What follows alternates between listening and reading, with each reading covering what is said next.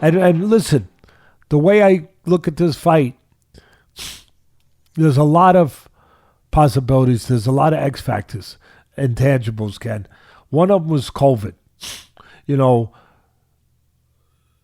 Fury got COVID, and this fight was postponed. Allegedly. That's going to, yeah, allegedly, okay. But the fight was postponed. I think he had COVID. Now, if he had COVID, is he completely over it? And what was the effects of it? Did he have enough of a training camp to be 100% now? They pushed it back further than people thought they were going to push it back originally. So that's what. So I think he had it. So has he recovered? He should have had enough time to recover. But how was his camp after that? After coming back from COVID, what kind of camp? And here's another intangible. We're only looking at that part of it, but I'm going to look at another part of it. Wilder, he had to the fight was postponed. He was already ready for the fight. He was already in camp for a while. All reports that I got, he was really, really in shape. And mentally and physically, he was ready to face the boogeyman. He was ready to do what he had to do. And now the fight gets changed. What did he do? Did he take time off? I would have gave him time off. Did he take proper time off and rest and then get back to training? Or, and this happened before in the history of this sport, did he go right back into camp and keep training and maybe got overtrained? I don't know. I have no clue. I have no reports to tell you. But I know that that's a possibility.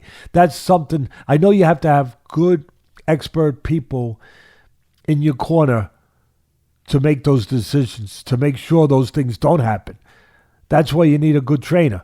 That's why you need the right people that have that experience that can help you make those decisions. Because if you leave it up to a fighter, a competitive fighter, a fighter that is looking for redemption, like Wilder, I could see him going right back into camp.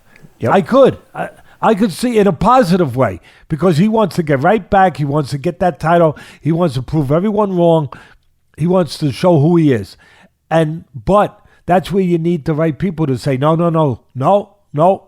You got to take some rest here. The body is not a machine. You got to take some rest here. And you got to, then we'll get back at it. You can't just keep going because you may leave too much of it in the gym. So those are the intangibles. Those are the X factors that are laying out there for me to try to decipher when I figure out who I think is going to win the fight. Just like I had to figure it out and think about all those things with Usyk and Joshua and was lucky enough to get it right. But this one's tough because he's still got that eraser, Wilder. Even if he don't learn the technique, maybe Fury is accomplished enough. Maybe he gets a little careless because you can't make a mistake with a puncher like Wilder. Maybe he gets a little careless. Maybe he takes him for granted. Maybe. Not saying he will, but maybe. And you got that hammer of Thor, that right hand of Wilder that can make you pay for those mistakes. Fast. And guys, to the fans out there listening to this, if you want to see an example of exactly what Teddy's describing for both guys, what they both have to do to win this fight, we'll be posting our fight plan this coming Thursday, 2 days before the fight. The fight plan, you guys all know what it entails. Teddy and I are in the ring at Trinity Boxing Club. We go through the whole thing, what each guy has to do to win. These episodes do really well. I think the fans really enjoy them. I hope everyone enjoys this one. It was a lot of fun. But Teddy, can we talk about the fight pick for the guys at MyBookie? Check out MyBookie, mybookie.ag. Use the promo code ATLAS, ATLAS, for 50% credit on your first deposit, up to $1,000 for free. Teddy, what are you looking for here, and who do you like, and how's it go down? The easiest pick for me would be to pick Fury. Yep. Because, and again, some people don't like it, but you know what? Too bad. I'm straightforward, and I just telling you, I'm not trying to make friends. I'm not trying to make enemies. But I tell you how I feel, because that's what I'm supposed to do, without worrying about, be a gentleman doing it, but without worrying about who's offended, who's on the wrong side of my opinion and doesn't feel properly treated. But Fury's a better fighter. Yeah, I said it. So that means I'm picking him, right? Maybe. Maybe not. He's the better fighter. He's better technically. I think he's tougher mentally. He's shown that. I believe. He's more versatile. Only one dimension to Wilder, that right hand. But Fury showed he can box, and he showed he can also walk you down and be aggressive and be a heat-seeking missile and go get you and get you the freak out of there. So he's much more versatile and dimensional. Having said all of that,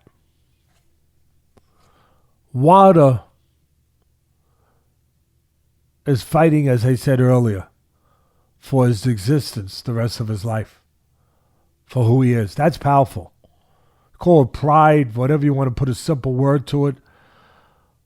But he's fighting for redemption.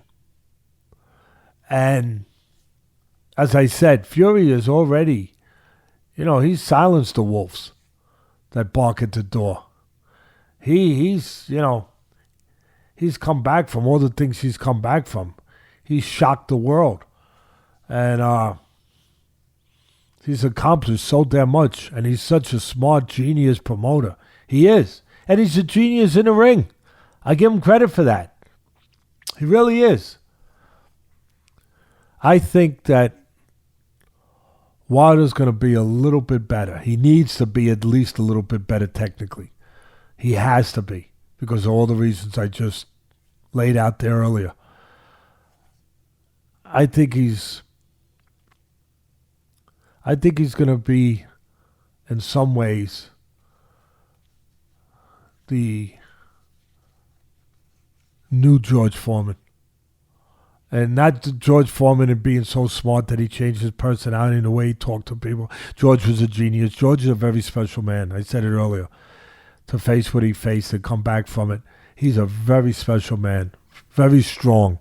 Spiritually, mentally, emotionally, physically. Very special man. And he did it at 45 years of age. There's not too many George Foremans out there. And I have all the respect to George, because not just for the fighter that he is, for the person he is. Quite frankly, again, Wilder would have to go a long way to try to be the person George Foreman is. Not that you can't, but he really would have to go a long way. But he's in position to kind of be the reincarnation of George from all those years ago, from 26 years ago. Well, actually, 37 years ago, I think, somewhere around there, when George lost in Zaire. And then 26 years, I guess it's been, or 25 years, that he won the title back against my fighter, Michael Moore. But the journey is very similar, where George had been stood up by Ali and was bullied after being a bully for so many years. And he had to live in a lonely world, in a lonely world for a lot of years, thinking about coming back, thinking about, searching for George Foreman, if you will. And he did it. Wilder has the same opportunity, the same task at hand, and the same emotions dancing in his chest and in his head. Can he do it? Can he do it? Can he be the latter-day George Foreman in that way? I'm going to say yes. Interesting. I'm going to shock people. I'm going to say yes. I know. I'm going to say yes. That somewhere that he will be stronger, because he will be more afraid of how he will feel the day after the fight and the many, many, many, many days after the fight.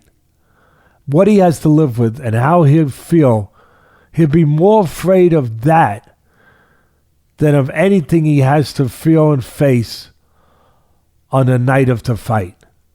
Because that's only going to be 36 minutes. If it goes the distance. 36 minutes, baby. And that's it. Everything after that, eternity. Eternity is a lot longer than 36 minutes, Ken. If anyone hasn't told you that. A lot longer. I think that's what he's going to realize. I think that's why he turned down whatever they did offer him. These geniuses that they are. They let like a $500 million fight get out of there, get away from them. You know, when you talk about the universe of the fight, you know, because each fighter could have made at least 75 million, maybe 100 million each. Yep. Oh my goodness. I think so. So, yeah. So anyway, I think he knows Fury is fighting, you know, for his legacy, which is very important, and for another big payday, and to keep it going. And I love Fury, and he's tremendous. But again, this guy's fighting for something a little bit more rare than that, a little bit more important than that. He's fighting for who he is, his existence, his right to feel a certain way the rest of his life. You know? So that's my pick. I'm taking Wilder.